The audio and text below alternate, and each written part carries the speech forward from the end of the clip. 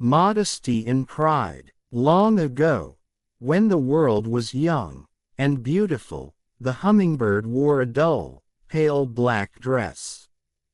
With her wild, spinning wings and a heart so big and fierce, she flew back and forth, just as the hummingbird does today. And just like today, she loved to sip nectar from flowers, but she was not happy with her appearance and longed for something more. She wished to be noticed. She longed to wear an attractive dress of many colors. She wanted to be a center of attraction and pined for attention.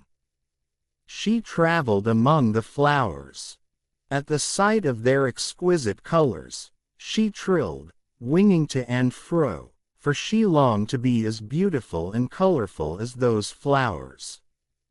She asked them enviously, "Tell me, where I can find a dress as pretty as yours?" The flowers did not answer. They simply yawned, opening their petals wide. "Have your nectar," they sighed, "but don't bother us with irrelevant questions that we cannot answer." But everyone knows how envy works. Once it's there, it's hard to shed. The hummingbird's envy grew larger and larger. That envy became heavier and heavier.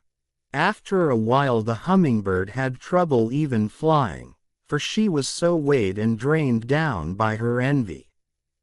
In another part of the forest, the panther was padding along, minding his own business, off to find a stream. He'd been walking for hours, and the day was warm, and he longed to drink.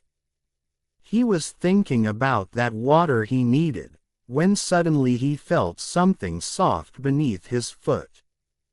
Before he knew it, he'd stepped down and crushed a nest of tiny, newborn mice. He quickly stopped to look, and there they were. Amidst the sticks and bits of string, the straw and the weeds. A family of tiny mice, dead. The panther did not know what to do, but before he could do anything the mother mouse came along. When she saw her crushed nest, she squeaked and wailed so loudly that the leaves began to quake, and the panther's heart broke, just like the mother mouse's heart. "I'm so very sorry," he said, "so sorry. I didn't really mean it." But the mother mouse wailed again. "What good is your sorry, now that I have lost my children? You shall pay for this." She scurried away. The panther could not imagine how a little mouse could harm him. He was sorry, of course, but what could he do?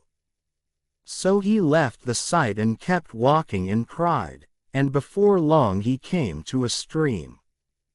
He drank a great deal of water until he was tired and full, so he lay down beneath a grugru palm to sleep.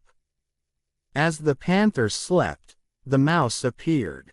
In her little paw she held a concoction of grugru butter and mud.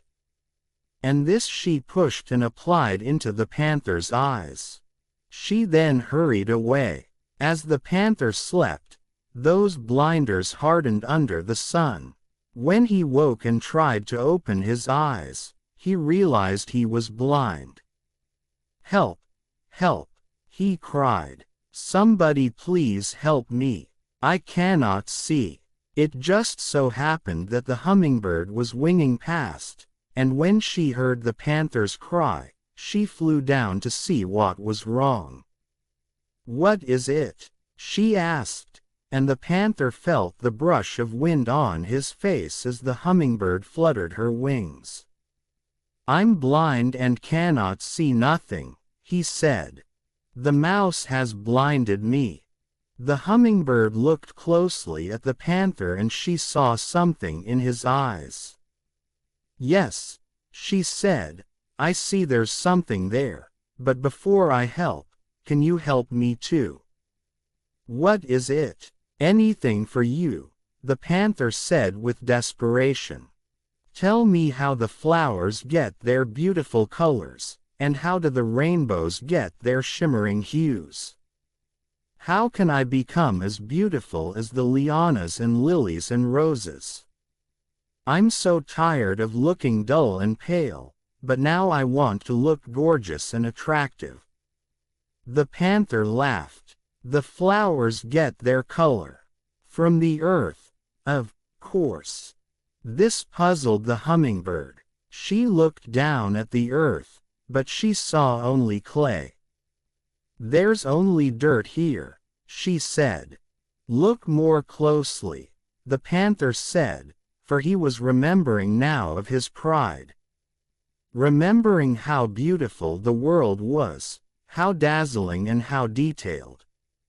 And how important it was to pay close attention, to look at everything modestly, to see the detailed mysteries even in the smallest things. "The clay is gold, and it is silver, it is red and green, and yellow and blue, and black and white. Look more carefully, hummingbird. Treasure your gifts. Don't let envy and pride blind you to the beauty in everything." Hummingbird listened closely and began to understand. When she looked around, she saw the beauty that surrounded her, the flowers and the sky and the earth and the rainbows. They were not to be envied. They were to be loved and enjoyed. She looked at the panther, and her heart swelled with love for him. "I'll help you now," she said, and she began to peck at the mud in his eyes. She pecked and pecked, for she was a tiny thing, and the mud blinders were caked and hardened by the sun. But she didn't give up. She worked deep in the day, and long in the night. And the next morning at last she removed the blinders. The panther roared with pleasure. "Thank you, thank you, thank you so much," he roared again and again.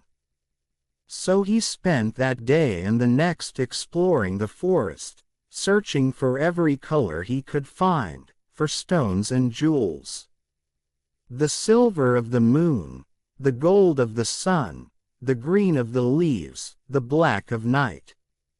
He called upon the spiders to help weave with a modesty and pride, and before long they wove a dress so soft and beautiful and multicolored that Hummingbird gasped at the sight.